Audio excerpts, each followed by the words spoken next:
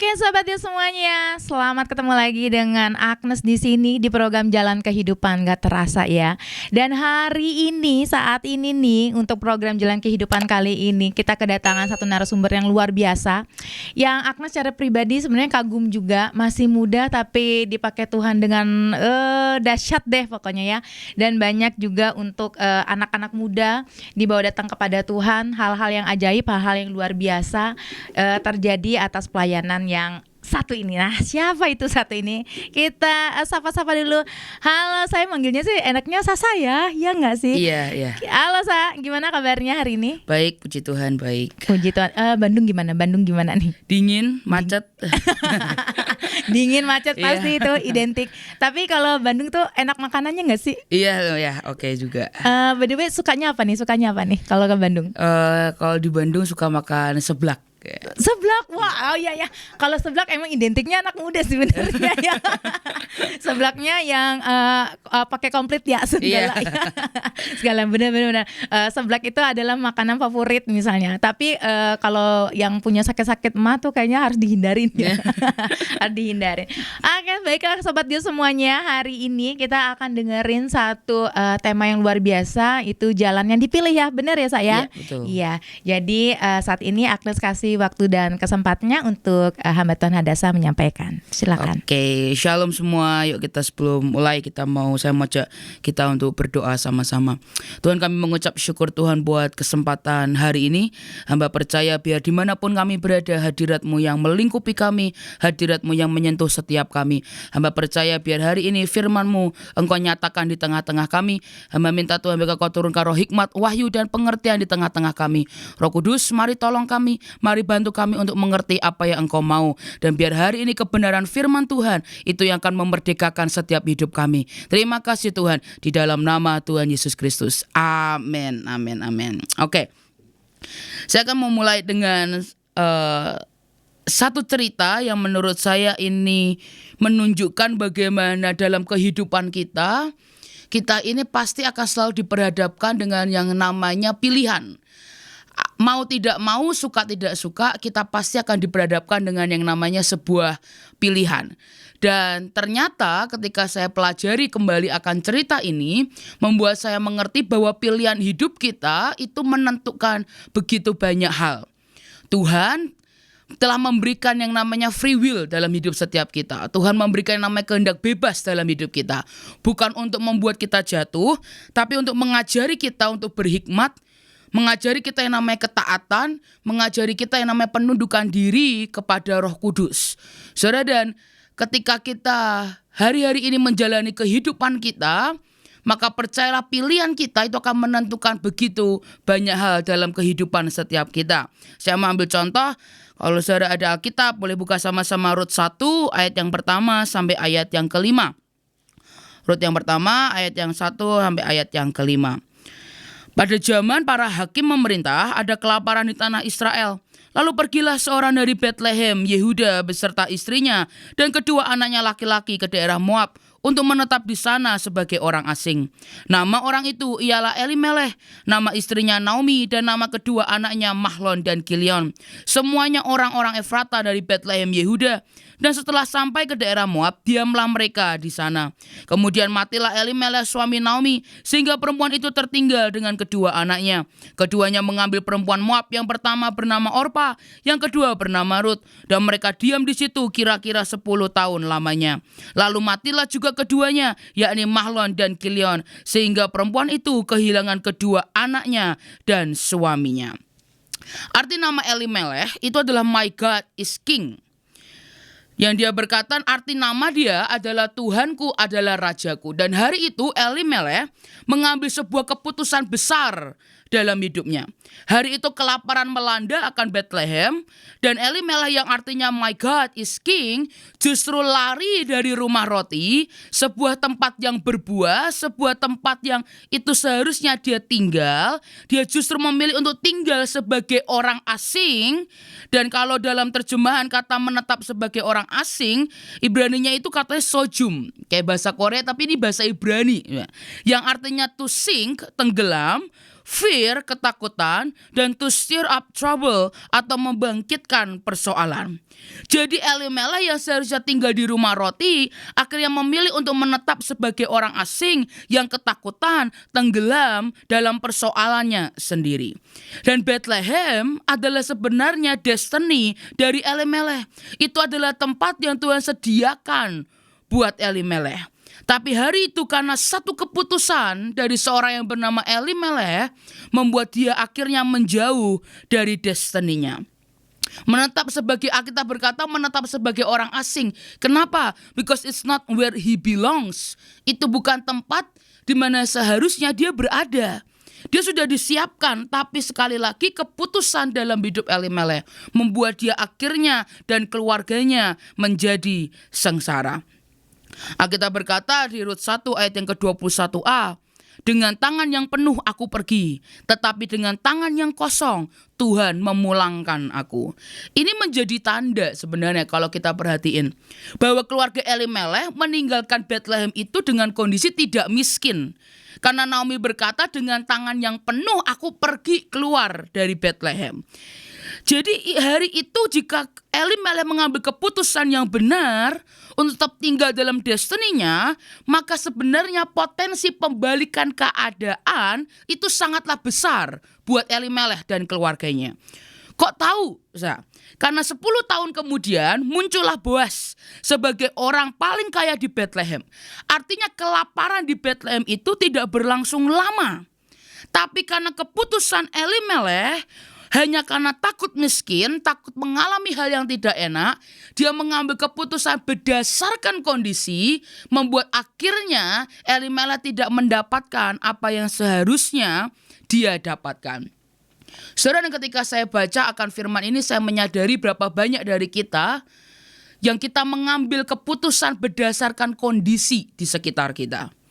Saudara, banyak orang berkata, loh apa yang Elimelech lakukan itu hal yang bijaksana. Itu adalah kelihatannya bijaksana, berhikmat, karena dia ingin menyelamatkan keluarganya. Saudara, tapi wujud orang bijaksana dan wujud orang ketakutan itu sama. Tapi motivasi di hatinya itu yang berbeda. Saudara, hari itu apa sih yang Elimelech alami? Dia ketakutan, dia jatuh miskin, dia ketakutan untuk hidup dengan tidak nyaman. Dan bukankah sering kali kita meninggalkan panggilan Tuhan dalam hidup kita hanya karena apa? Ketidaknyamanan kita, ketakutan kita, kalau nanti gimana kalau susah, dan membuat akhirnya kita menjauh dan kita mengambil langkah untuk menetap sebagai orang asing di panggilan yang lain, di tempat yang lain. Saudara, saya ini punya ayah yang luar biasa, dia seorang hamba Tuhan, tapi ada cerita di balik itu semua. Saya punya papa, berarti saya memanggilnya engkong ya, engkong dari papa saya.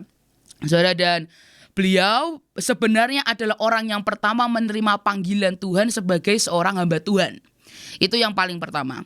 Tapi hari itu engkong saya menolak. Dan engkong saya berkata, kenapa aku tolak? Karena hari itu semua orang tahu kalau jadi pendeta itu miskin.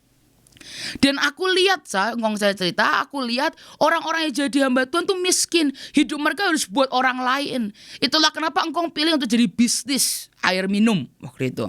Saudara, sampai sebelum dia dibawa pulang Tuhan, engkong juga masih bisnis air minum. Dan hari itu panggilan itu engkong tolak, dan panggilan itu turunlah ke papa saya.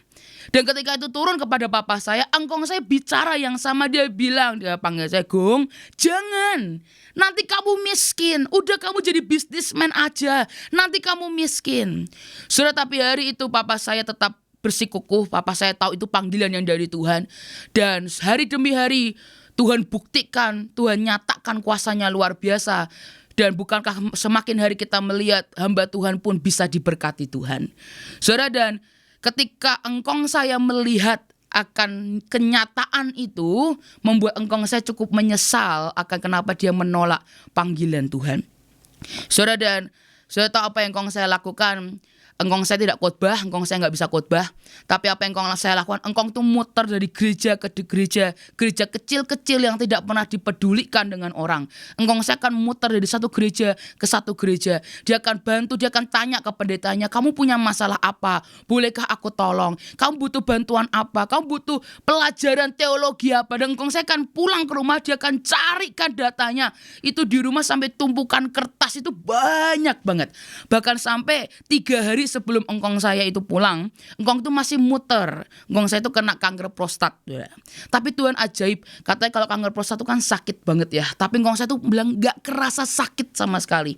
Bahkan 3 hari sebelum engkong saya pulang, dia benar-benar masih muter ke gereja demi gereja. Di kasurnya itu masih tumpukan demi tumpukan semua apapun tentang teologi untuk membantu pendeta-pendeta kecil yang ada di pinggiran.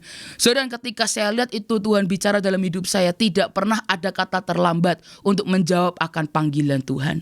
Saudara, ketika engkong saya dibawa pulang Tuhan, engkong saya pulang di rumahnya di kasur tanpa rasa sakit.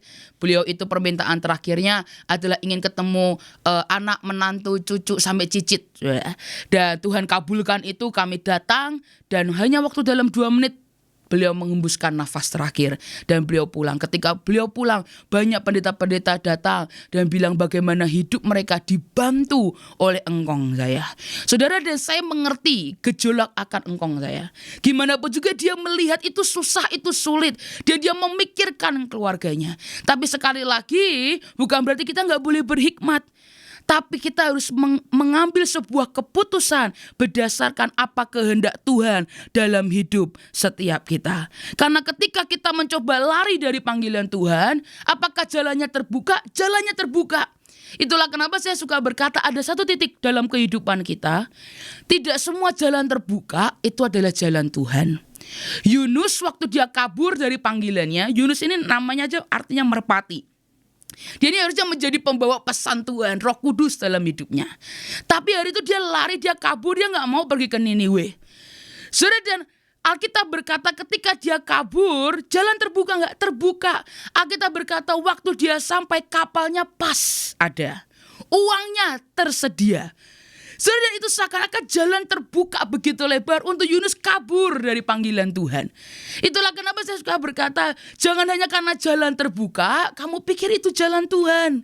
Karena iblis juga bisa membukakan jalan buat hidupmu. Untuk apa? Oh, engkau mau kabur, aku akan berikan fasilitas buat kamu untuk kamu kabur. Saudara, beberapa kali saya terima beasiswa untuk saya pergi ke luar negeri. Dan hari itu gejolak di dalam saya karena saya kepingin kabur. Saudara. Tapi hari itu saya tahu Tuhan pegang hidup saya dan saya tolak beasiswa itu. Guru saya tanya, saya kenapa kamu tolak beasiswa ini? Ini kan jalan terbuka buat kamu. Karena saya berkata, Bu, karena saya tahu panggilan saya harus di Indonesia. Saya harus dampingi papi saya harus melayani Tuhan di Indonesia. Saudara, sekali lagi ada begitu banyak orang yang akhirnya memilih meninggalkan panggilannya. Ketika saat tidak enak, saat tertekan dengan kondisi tertentu, kita meninggalkan akan panggilan Tuhan. Dan seketika itu kita melihat jalan terbuka, kita pikir itu adalah yang dari Tuhan. Kalau saudara hari ini melewati atau menggunakan jalan tol, berapa banyak jalan yang terbuka untuk saudara keluar dari jalan itu. Tapi apakah itu tujuan saudara? Bukan, saudara. Kalau hari ini saya dari Semarang, saya mau pergi ke Bandung, ada jalan terbuka ke Cirebon, ada jalan buka kemana. Dan kalau saya keluar bisa nggak? Bisa, jalannya ada, tersedia. Tapi apakah itu tujuan saya? Bukan, saudara. Saudara, sekali lagi hidup itu adalah pilihan. Kalau kita pergi seperti Yunus, kita menetap sebagai orang asing, apa yang akan terjadi? Sama seperti artinya, kita akan sink, tenggelam, kita akan fear, hidup dalam ketakutan, dan kita akan stir up trouble, kita justru akan membangkitkan persoalan dalam kehidupan kita. Dan itu hanya akan membuat kita semakin letih, dan ujungnya kita menyalahkan Tuhan lagi. Saudara, Yunus ketika dia naik ke atas kapal, Awalnya nggak kenapa-kenapa, tapi apa yang terjadi? Badai nggak karu-karuan, saudara. Udah badai kayak begitu, mereka udah hampir mati. Bawa perkara, buat saya Yunus ini bawa sial. Wah, dia naik ke kapal itu, ombak bener-bener di mana-mana. Dan Yunus tuh nggak tahu diri loh, saudara. Udah kayak kelakuan kayak begitu, dia nggak ngerasa salah. Alkitab bilang semua orang yang ada di kapal minta maaf ke Tuhan mereka masing-masing. Tapi Yunus malah mau kembali ke kamar, mau tidur. Sampai orang tanya, Yunus ini apa jangan-jangan kamu? Dan dia baru mikir, iya ya apa ini aku? Soalnya Yunus orang yang benar-benar gak tahu diri banget. Tapi hari itu apa yang terjadi ketika Yunus dibuang, tiba-tiba badai itu menjadi tenang. Kalau kita berdiri di atas panggilan orang lain, kita menjauh dari panggilan Tuhan, percayalah apa yang akan terjadi dalam hidupmu. Masalah demi masalah, engkau akan terus merasakan ketakutan dalam hidupmu. Engkau akan terus turun dan tidak akan pernah naik. Dan mungkin pertanyaan berikutnya, apakah kalau kita menjawab panggilan Tuhan artinya tidak ada masalah? Oh tidak, saudara. Pasti ada masalah. Tapi yang membedakan adalah penyertaan Tuhan dalam hidup setiap kita. Saudara, dan penyertaan Tuhan itu sangat-sangat luar biasa. Ketika Gideon ketakutan, yang Tuhan cuma berkata, Gideon, aku yang akan menyertai engkau. Dan bukankah penyertaan itu luar biasa, membuat Gideon mengalami kemenangan demi kemenangan. Saudara, satu keputusan kita bisa membuat kita menyimpang dari jalur destiny Tuhan atau membuat kita mendekat kepada destininya. Kita berkata di Amsal 20 ayat yang ke-24, saya ambil dalam terjemahan The Passion, saudara. Amsal 20 ayat yang ke-24. Dalam terjemahan The Passion dikatakan, it is the Lord who directs your life. For each step you take is ordained by God to bring you closer to your destiny. Tuhanlah yang mengarahkan hidupmu karena setiap langkah yang kamu ambil.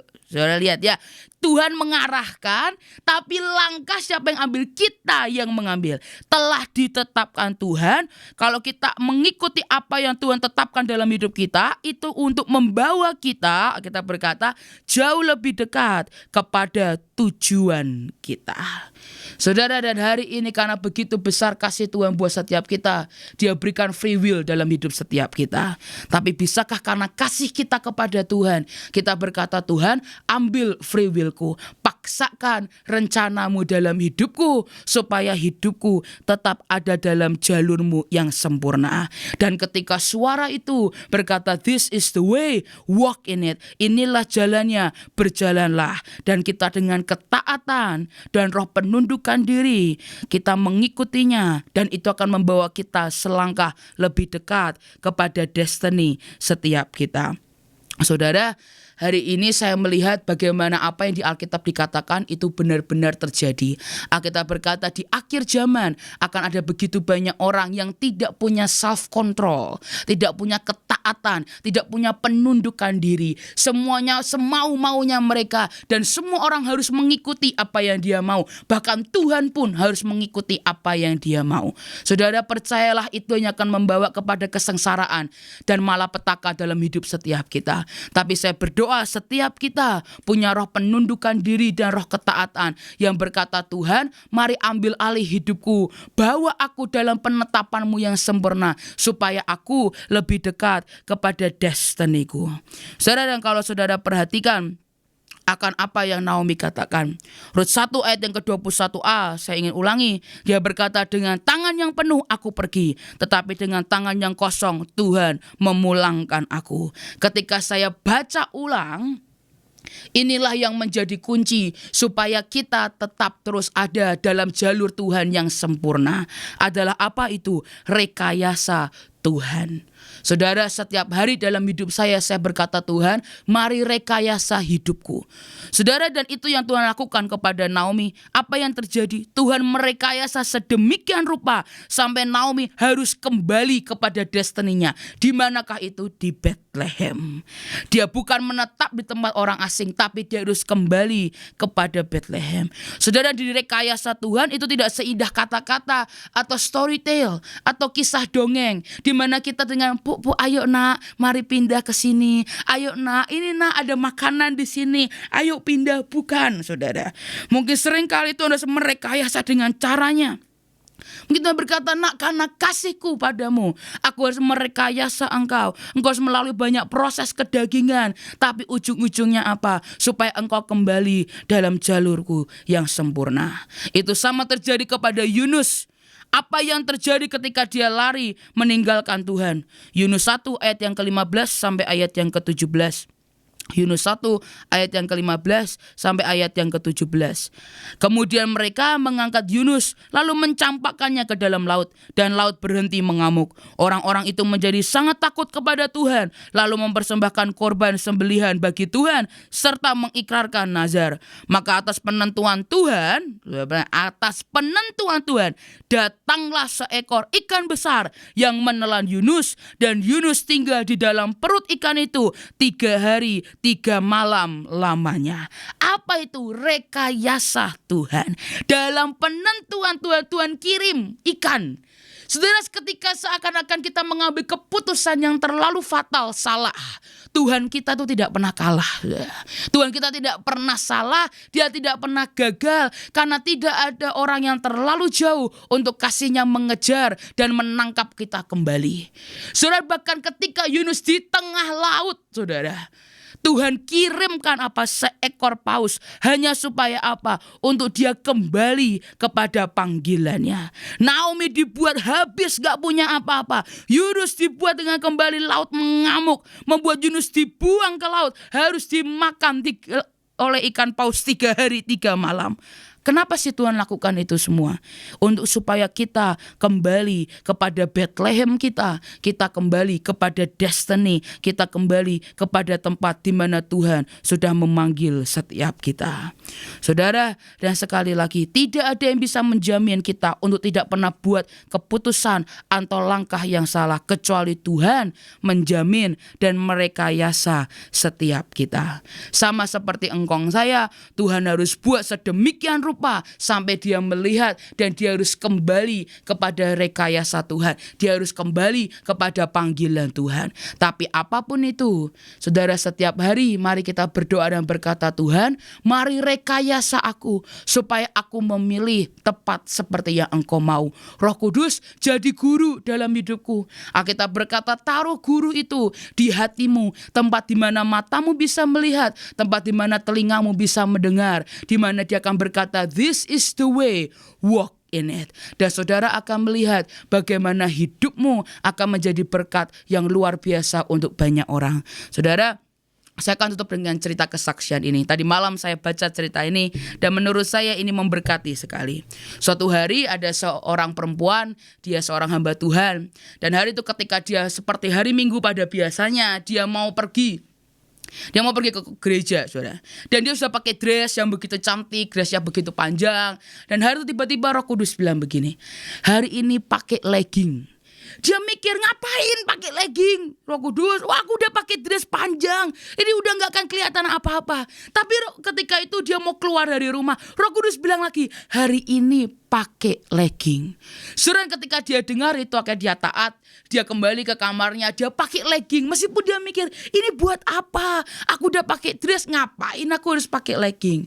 Dan ketika dia pakai, selesai, dia pergi ke gereja dan dia mulai khotbah. Dan di tengah-tengah khotbah, tiba-tiba Tuhan bicara dalam hidupnya. Dia itu lagi khotbah tentang yang dikatakan di Korintus, Tuhan itu memakai orang-orang yang bodoh untuk memalukan orang-orang yang berhikmat. Nah, dia itu lagi khotbah itu, tiba-tiba Tuhan bilang gini, kamu koprol, meroda. Dia mikir, ngapain Tuhan aku meroda tengah-tengah kebaktian? Kamu berhenti ngomong, suaranya muncul lagi, sekarang meroda, koprol. Dan akhirnya dia lihat, dia bilang, pakaianku gak bisa. Dia ingat Roh Kudus suruh pakai dia legging. Akhirnya dia lakukan, saudara. Dia koprol. Saya gak bisa bayangin kalau itu saya, saudara. Saya tuh roll depan aja gak bisa loh, saudara. Jadi saya tuh gak bisa bayangin kalau Tuhan tiba-tiba suruh saya koprol. Dan dia bilang, lakukan itu. Ayo meroda. Dan dia meroda, saudara. Saya tuh melihat ya Tuhan itu, saya mengucap syukur Tuhan gak pernah suruh saya seperti itu. Ya, percaya Tuhan tuh kalau nyuruh pasti dia tahu kalau kita ini mampu lah, saudara. Nah, dia tuh bilang koprol, dan hamba Tuhan ini bayangin perempuan ini di tengah-tengah hari Minggu, tengah-tengah dia lagi khotbah, dia koprol, dia meroda. Dan tiba-tiba selesai dia meroda, ada satu keluarga tiba-tiba berdiri. Dan dia teriak, dia berkata, Tuhan yang kamu sembah itu nyata. Hamba Tuhannya kaget, apa? Saya lagi ngobrol nih, saya gak ngomong apa-apa, saya cuma meroda. Dan salah satu orang itu dia maju, seorang ayah, dia datang ke depan dan dia bilang, dia berkata, Ibu, saya ini orang ateis.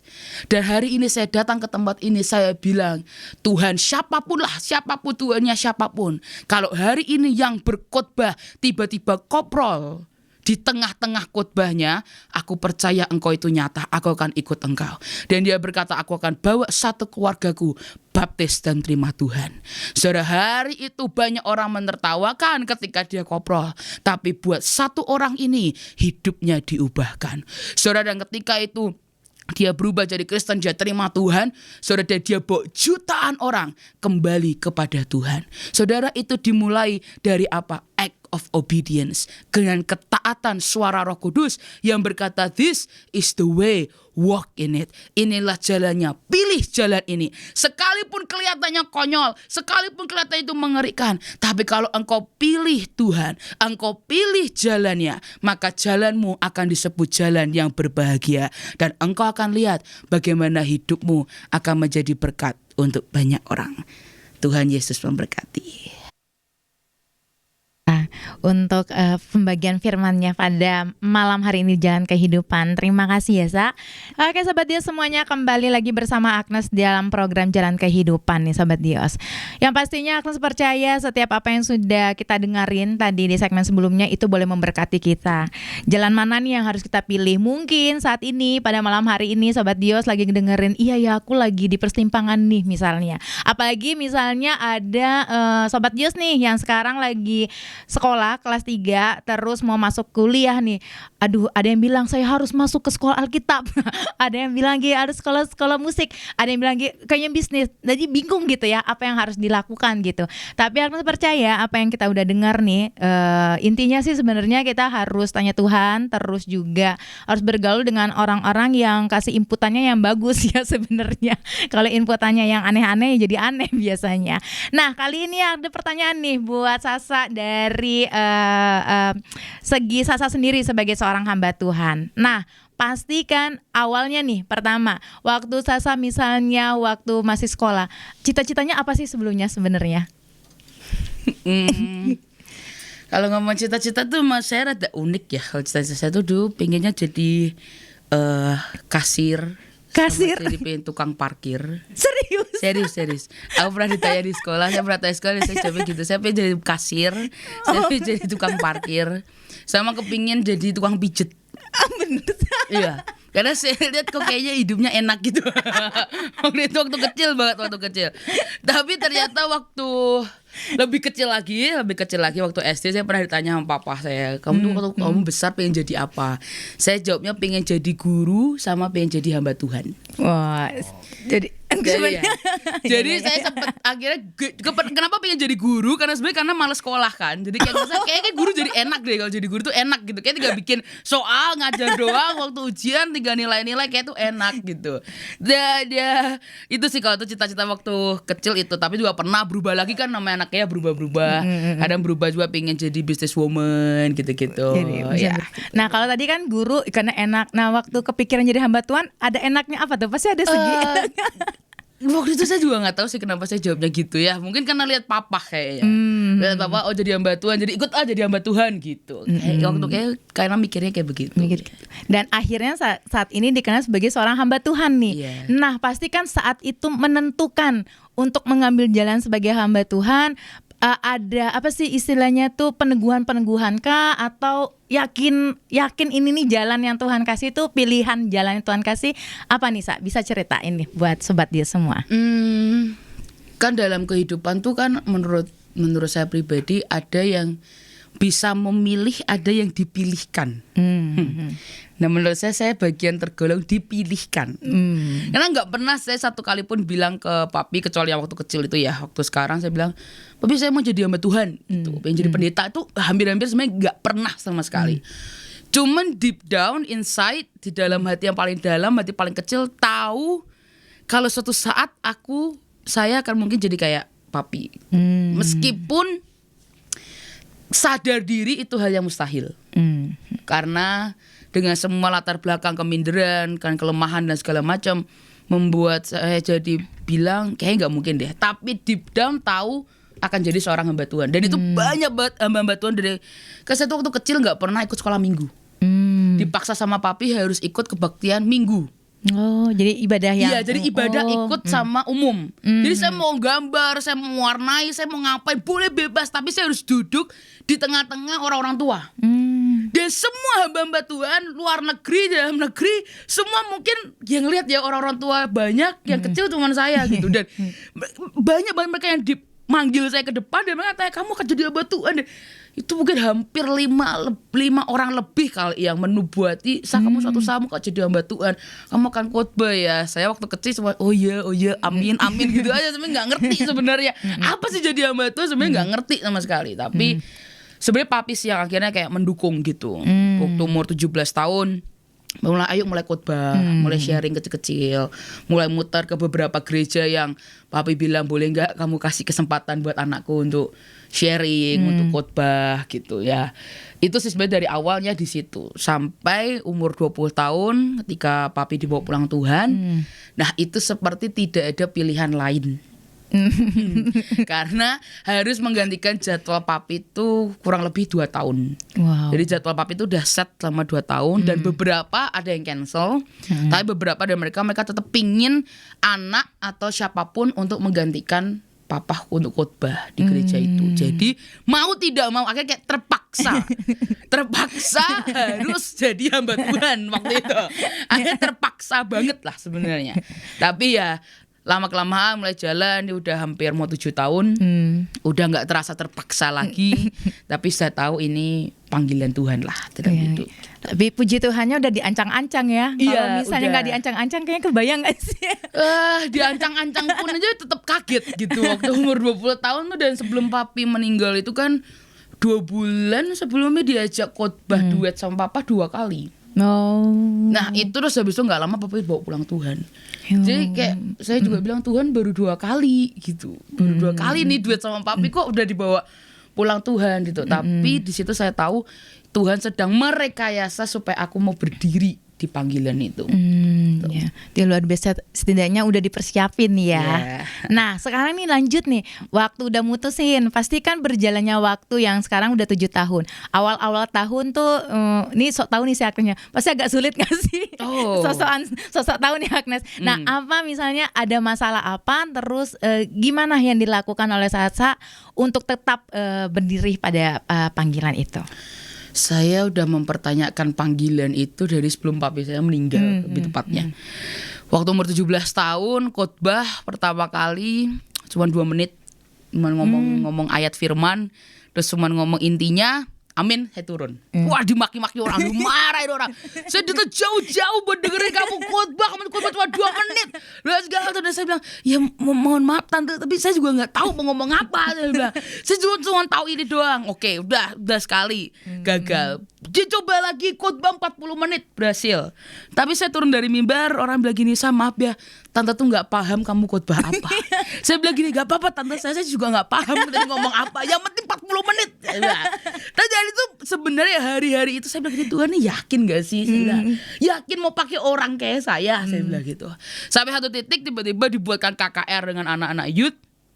Saya coba altar call, bayangin 1 jam saya coba, gak ada yang maju ke depan. Di situ udah bener-bener dari bahasa kasih sampai bahasa paling ngancem, gak berhasil. 1 jam. Satu malu banget, saya bilang gini, aduh Tuhan, saya malu banget.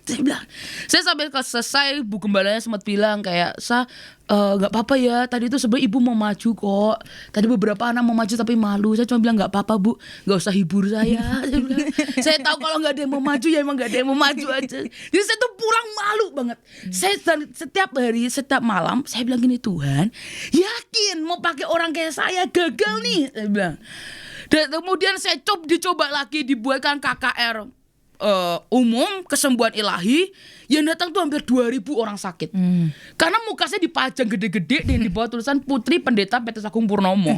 Jadi tuh 2.000 yang datang, rame banget tuh, banyak orang pakai ditandu, kursi roda dan segala macam. Dan saya merasa saya udah khotbah semaksimal mungkin, saya udah teriak sekencang mungkin, saya udah beriman sementok mungkin, tapi nggak ada yang sembuh loh.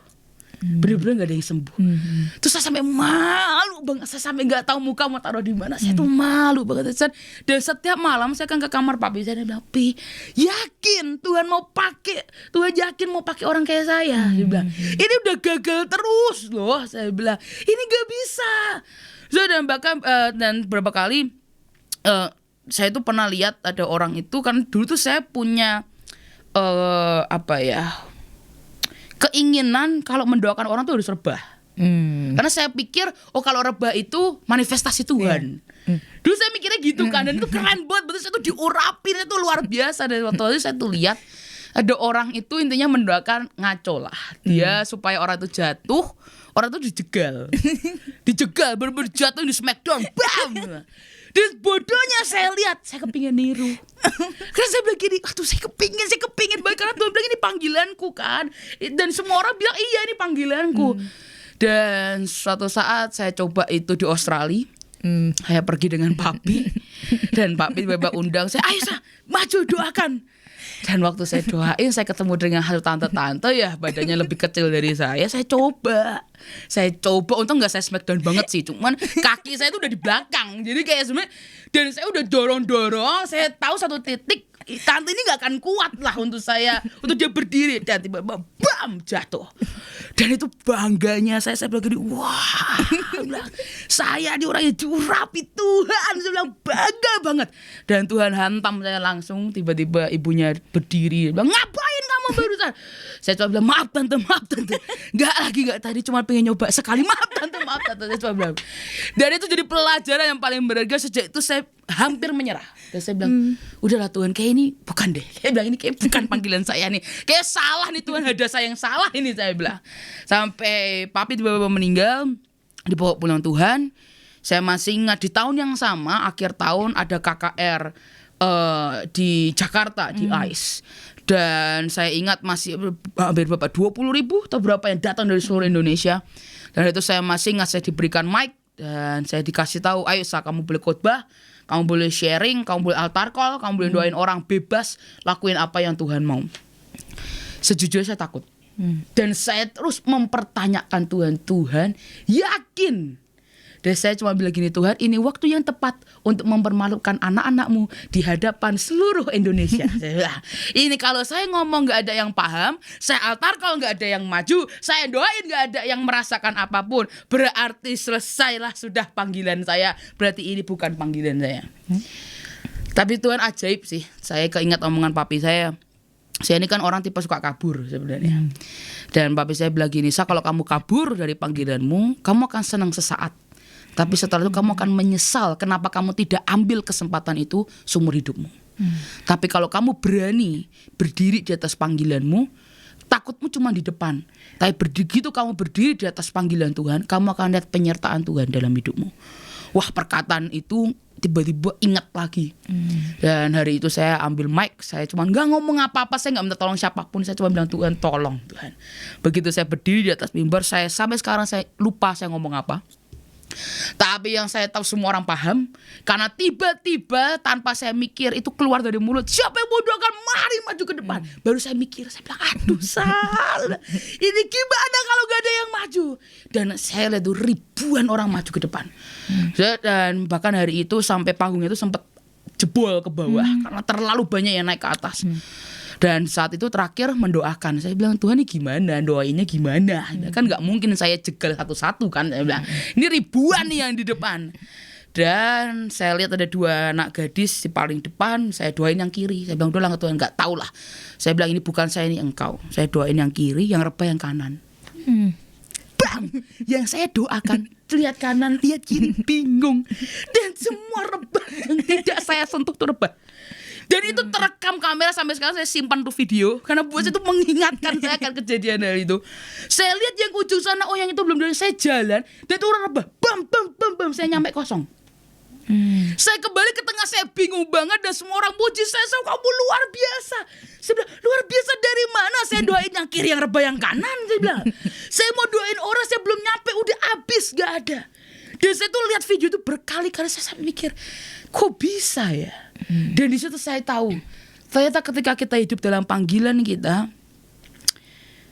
dalam kelemahan kita kuasa Tuhan itu sempurna. Karena itu bagian dari penyertaan Tuhan di dalamnya. Wah, dan itu sebenarnya hari-hari itu akhirnya saya tidak lagi berani untuk mempertanyakan apakah iya ini panggilan Tuhan dalam hidup saya. Buat saya itu sudah jadi bukti nyata bahwa kalau kita berdiri atas panggilan, penyertaan Tuhan itu pasti ada. Dan saya lihat penyertaan Tuhan itu. Tapi apakah cuma di situ terus gak pernah mempertanyakan lagi? Enggak. Dalam satu titik dalam kehidupan saya, dalam 7 tahun ini, saya pernah ngalami itu lagi. Saya tiba-tiba drop, saya dengerin omongan orang, perkataan orang, caci makian, saya dengerin semua.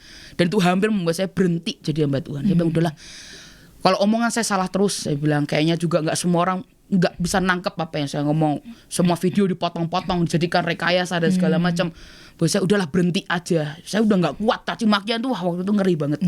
Tapi saya ucap syukur saya ketemu dengan orang yang tepat. Beliau seorang hamba Tuhan dan saya cerita, saya alami ini. Dan dia bilang gini, Sah, siapa sih yang manggil kamu? Tuhan. Kenapa kamu fokus ke orang lain? Wah, itu nempak hati saya luar biasa.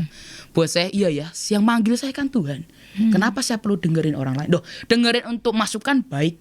Tapi kalau kamu tahu itu kritik menjatuhkan kamu dan membuat akhir kamu ingin meninggalkan panggilan Tuhan, kenapa kamu dengerin? Dengerin suaramu, Tuhan yang memanggil kamu dari awal. Wah, dah sejak itu saya bilang, iya ya, saya dengerin Tuhan daripada orang lain. Itu adalah hari-hari, bulan-bulan di mana saya hampir menyerah. Tapi Tuhan ajaib ya, seperti yang tadi Kak Ares juga bilang, ketemu dengan orang-orang yang tepat lah Tuhan kirimkan untuk memberitahukan kita. Karena meskipun hamba Tuhan ya, kadang firman tuh bisa lupa loh. Tetap bisa lupa loh. Meskipun saya udah pernah khotbah tentang apa gitu, tapi kadang bisa lupa. Dan itulah kenapa Tuhan kirim orang-orang di sekeliling untuk membantu kita. Daud waktu ketemu Goliat yang kedua, setelah Goliat, raksasa yang kedua, dia lagi letih. Dan Tuhan bilang, Tuhan kirim orang lain yang menolong Daud untuk membunuh raksasa itu. Nah, dalam kehidupan itu memang kita perlu orang-orang itu untuk menguatkan kita berdiri di panggilan Tuhan. Gitu. Wow, keren banget ya. 2 poin sih yang sambil. Berarti yang pertama itu banyak pasti kita ngalamin nih. Mungkin Sobat Dios juga gitu. Kayaknya dibuatin nih sama seorang hamba Tuhan, kamu akan menjadi worship leader yang luar biasa. Tonya nyanyi masih false misalnya kayak tadi. Tapi jangan putus asa, mungkin lagi di zona itu tuh sekarang. Tapi kalau kita dengerin nih kesaksian dari Sasa bahwa jangan berhenti sampai di situ. Yang poin yang Agnes ambil adalah ya datangnya ke Tuhan. Kayak tadi kan datang ke kamar papinya tuh. Sebenarnya kan ngobrol juga sama Tuhan. Terus sebenarnya juga mungkin Tuhan tuh nguji supaya akhirnya kan tahu di dalam kelemahanku katanya tadi. Disitulah terletak kekuatan Tuhan. Nah, jadi bagi Sobat Dios semuanya, yang kedua juga jangan dengerin kritikan-kritikan yang membuat kita jadi turun. Tapi mari bergaul atau berteman dengan orang-orang sekitar kita yang membuat kita semakin naik. Oke Sobat Dios, nanti ada di segmen terakhir kita akan nanya-nanya seputar kehidupan Sasa. Wah, kepoin dulu nih. Kepoin dulu, siapa tahu Sobat Dios juga, iya ya Sasa tuh apa sih, hobinya apa sih, kan siapa tahu ya. Jadi kalau gitu nanti akan kembali lagi setelah lagu berikut ini. Terus stay tune di Dios Radio, Voice of Inspiration. Oke Sobat Dios, kembali lagi bersama Agnes di sini dalam program Jalan Kehidupan bersama Hadasa, atau kita akrab manggilnya dengan Sasa. Wah, luar biasa banget ya. Kalau kamu dengerin nih tadi pengalaman hidupnya Sasa nih dalam menjalani sebagai seorang hamba Tuhan atau panggilannya itu ternyata mulai dari nol. Jadi bagi kamu nih Sobat Dios, jangan pernah merasa udah cukup ya, baru sekali. Tadi kalau kita dengar dari Sasa berkali-kali ya saya. Jadi tapi itu menjadi pengalaman yang luar biasa dalam kehidupan kehidupannya. Dan biarlah kita dengar ketika kesaksian tadi juga memperkuat kita. Oke, ini di segmen terakhir. Jadi kita mau tanya-tanyanya nih agak-agak yang lain lagi nih, Sa. Yang pengen tahu, yang kepoin kehidupan Sasa nih. Nah, kan kalau misalnya kehidupan seorang hamba Tuhan, misalnya selalu kita dengar, iya kita harus bangun hubungan dengan Tuhan. Nah, kita kan kepikirannya nih kalau orang-orang awam, berarti tiap hari dong bersekutu dengan Tuhan dong misalnya.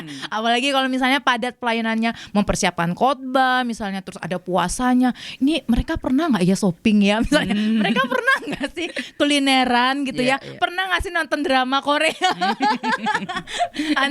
Karena kan ada beberapa yang tidak boleh nonton misalnya gitu. Nah, kalau Sasa sendiri nih, apa sih yang sering Sasa lakukan tanpa keluar jalur ya biasanya kan, keluar jalur dari apa yang menjadi panggilan kita? Apa sih yang Sasa lakukan kalau misalnya lagi libur gitu atau lagi off? Tapi kan kadang orang bilang pelayanan nggak boleh off, tapi kan kita perlu hiburan ya saya. Nah, apa sih misalnya yang sering Sasa lakukan? Apakah nonton atau ke kulineran atau kemana? Apa yang Sasa lakuin?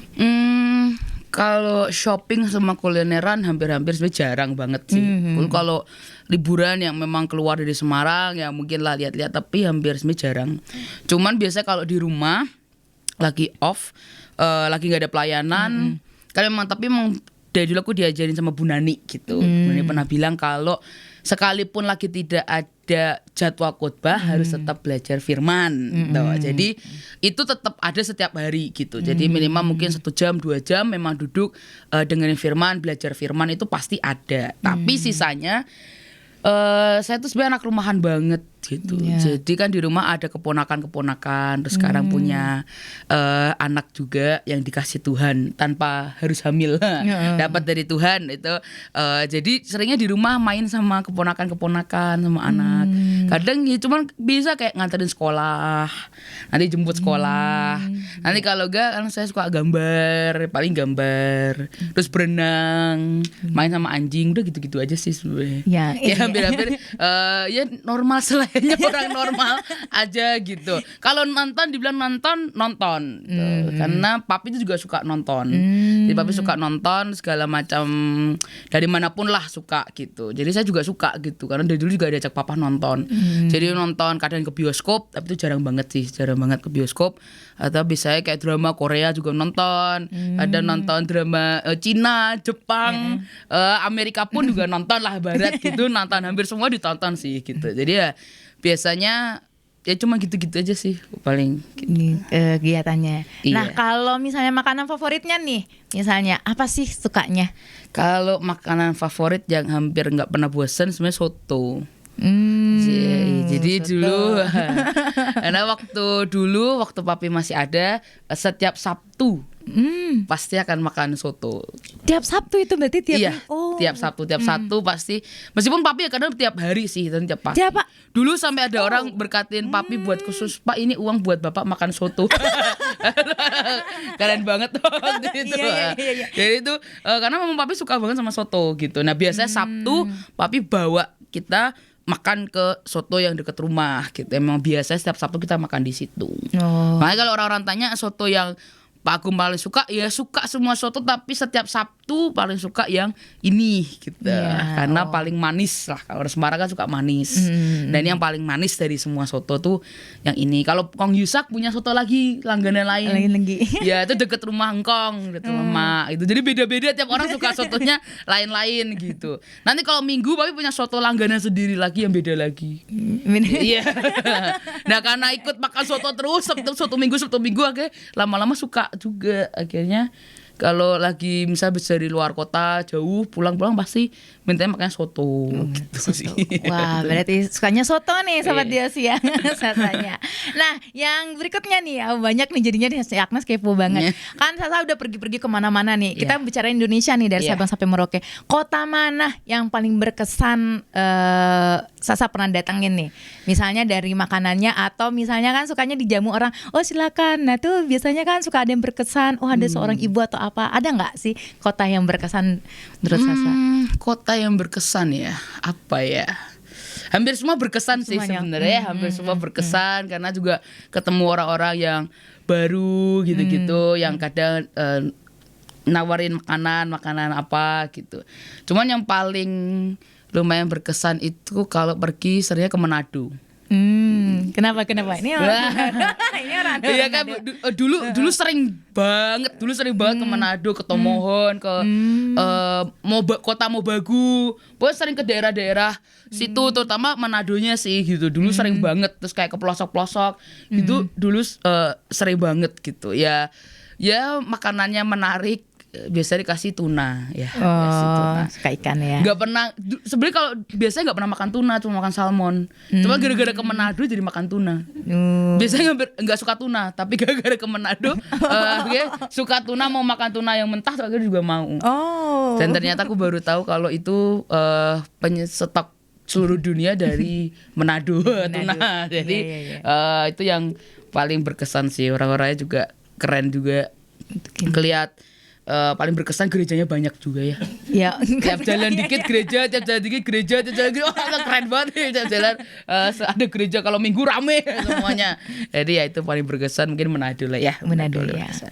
Oke Sobat Jos, sungguh luar biasa banget ya. Kita udah nanya-nanya dari segi rohaninya, dari segi juga kehidupan Sasa. Biarlah dari apa yang sudah Sasa bicarakan nih buat kita semuanya, kita jadiin pembelajaran juga bagi kita.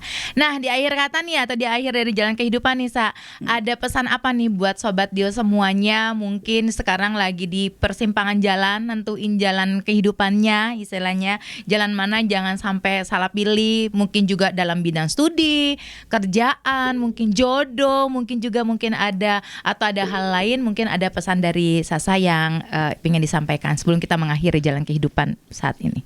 Ya, saya pernah baca buku dari Pastor Adiboye. Dia seorang pendeta Afrika yang jemaatnya itu jutaan. Saya pernah ke sana, lihat gerejanya itu keren banget. Dan dia itu tulis satu buku. Saya lupa judulnya apa, tapi tentang fasting, tentang berpuasa. Dan disitu dia bilang begini, Musa aja untuk memilih pemimpin bangsa Israel, Musa itu berpuasa. Jadi dia bilang, jadi siapa kamu kalau kamu ingin mengambil keputusan dan kamu tidak berpuasa? Wah, itu perkataan itu benar-benar kena di aku banget dan di saya banget. Dan di situ Tuhan ajari gimana ketika kita mau mengambil keputusan, ambil langkah yang paling pertama adalah berpuasa. Sebelum kamu tanya sama orang, sebelum kamu berpikir dengan hikmatmu sendiri, ambillah waktu untuk puasa dan dengarkan suaranya. Dan meskipun mungkin itu berkebalikan dengan apa yang kita pikirkan, tapi percayalah pilihan Tuhan itu selalu yang terbaik. Dan salah satu yang saya pegang sampai hari ini adalah gimana kita mengambil keputusan jangan berdasarkan perkataan manusia. Karena kalau kita mengambil keputusan karena orang lain, jika itu salah, kita akan menyalahkan orang lain. Dan itu hanya akan membuat kita marah, kecewa, merusak hubungan kita. Tapi kalau kita mengambil keputusan berdasarkan Tuhan, antara kita dengan Tuhan, meskipun itu salah, kita gak akan bisa nyalahin siapa-siapa kok. Kita pasti akan bilang, oke, ini kita waktunya untuk belajar. Ini toh rasanya kalau ambil salah keputusan. Oke, next ke depan aku akan lebih berhati-hati lagi. Dan itu adalah salah satu yang membuat aku jadi tidak mengandalkan manusia ketika mengambil sebuah keputusan. Terakhir saya pengen kesaksian ini, waktu saya SMP mau ke SMA harus pilih tuh IPA atau IPS. Di pikiran saya IPS aja lah. Udahlah gak usah yang itu IPA. Saya itu di sekolah bodoh banget sebenarnya. Matematika aja tuh gak ngerti. Sampai sekarang aja matematika saya tuh paling kacau. Pokoknya berurusan dengan angka saya tuh paling kacau. Dan hari itu saya bilang udahlah IPS aja, ngapain IPA, aduh itu mempersulit kayak bunuh diri. Tapi hari itu ketika saya datang ke papi saya serahkan surat, saya udah pilih tuh IPS, saya udah lingkarin. Saya bilang papi ini harus tanda tangan, orang tua menyetujui bahwa keputusan saya ngambil IPS. Tiba-tiba papi saya lagi baca, mau tanda tangan, pennya diberhentiin. Dan dia bilang gini, Sa, kamu tahu di hatimu yang paling dalam, yang paling kecil, kamu tahu kan pilihanmu apa? Wah, waktu itu saya cuma ketawa aja. Saya cuma bilang gini, aduh papi, kenapa sih harus dipersulit? Udahlah IPS aja, ini paling gampang. Nah, bukan masalah gampangnya, Sa. Papi tanya, di hatimu yang paling kecil, kamu tahu kan kamu harus pilih yang mana? Tahu papi, yang mana? IPA. Ya sudah, ini diganti dulu, kasih ke papa yang baru. Ya, dan sejak itu Saya bilang gini, iya ya, sebenarnya di hati kecil kita Roh Kudus udah kasih tahu. Tapi jangan sampai kita bebal, keras hati dan berbantah-bantah dengan Roh Kudus. Tapi mari ikuti aja apa yang guru kita ajarkan, yaitu Roh Kudus dalam hidup kita. Maka percayalah penyertaan Tuhan akan sempurna dalam hidupmu. Jangan takut ambil keputusan yang salah. Percayalah semuanya itu proses pelajaran buat setiap kita. Tapi saya berdoa, mari jangan buang waktumu dengan bebal dan memilih apa yang engkau tahu itu bukan yang Tuhan mau. Tapi selalu pilih apa yang Tuhan mau. Maka percayalah penyertaan Tuhan akan sempurna dalam hidup setiap kita. Amin, luar biasa ya Sobat Dios ya. Dan biarlah setiap Sobat Dios nih yang dengerin Jalan Kehidupan pada malam hari ini imannya dibangkitkan kembali, terus kebuka semuanya dengan apa yang disampaikan oleh Sasa pada malam hari ini. Sama kasih banget ya buat waktunya, buat sharingnya, luar biasa. Puji Tuhan. Agnes pun jadi diberkati nih Puji ya, Tuhan. diberkati. Jadi percaya juga buat Sobat Dios semuanya yang dengerin pada saat ini untuk Jalan Kehidupan juga diberkatin. Kalau gitu, untuk itu pada saat ini Agnes mau pamit undur diri. Begitu juga untuk Sasa, kami doakan semua pelayanannya Tuhan semakin angkat lebih tinggi. Amin. Diberi kesehatan yang pasti ya. Amin. Yang paling utama harus diberi kesehatan. Amin. Kalau gitu kami pamit undur diri semuanya Sobat Dios. Terima kasih sudah mendengarkan Jalan Kehidupan pada malam hari ini. Sampai ketemu lagi. Tuhan Yesus memberkati dan shalom.